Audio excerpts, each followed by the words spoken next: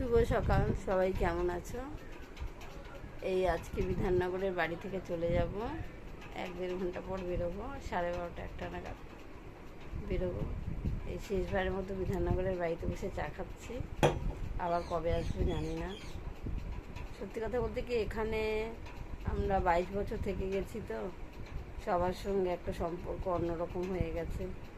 এই কদিন ছিলাম, সব বাড়ির যারা বাড়িয়ালি আছে, আরও 2-1জন আমরা এখানে ভাড়া থাকতাম, আরও কয়েকজন আছে, সবাই মিলে একসঙ্গে বসে গল্প আড্ডা করেছি, কথা বলেছি, সুখ দুঃখের।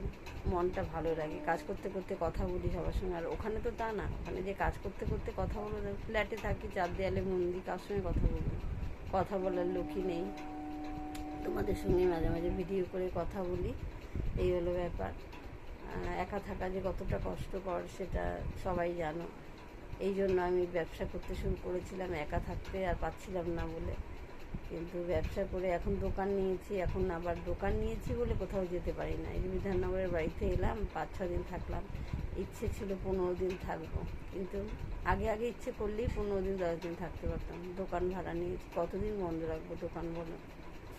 এই জন্য যেতেই হবে। কিন্তু মনটা ভীষণ ভীষণ ভীষণ খারাপ। মনে হয় কি বাপের বাড়ির থেকে এসে চলে গেলে যেরকম মনটা খারাপ হয়, আমার ঠিক তাই হচ্ছে। এত মন খারাপ হচ্ছে না, বলে বোঝাতে পারবো না। কাকে বলবো? তাই তোমাদেরকেই বলি, মন হালকা করার জন্য। কাউকে তো বলতে হবে, তোমাদেরকেই বলি। টাটা, সবাই ভালো থেকো, আবার গড়িয়ার বাড়িতে দেখা হবে।